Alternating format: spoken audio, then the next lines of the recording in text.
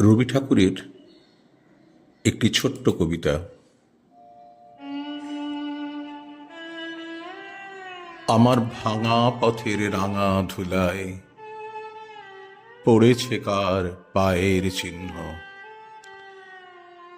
তারই গলার মালা হতে পাপড়ি হোথা লুটায় ছিন্ন। এলো যখন সাড়াটি নাই, গেল চলে জানালো তাই। এমন করে আমারে হায়, কে বা কাঁদায় সেজন ভিন্ন। তখন তরুণ ছিল অরুণ আলো, পথটি ছিল কুসুম কীর্ণ।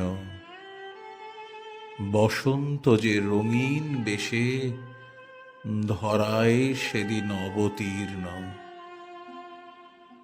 সেদিন খবর মিলল না যে, রইনু বসে ঘরের মাঝে।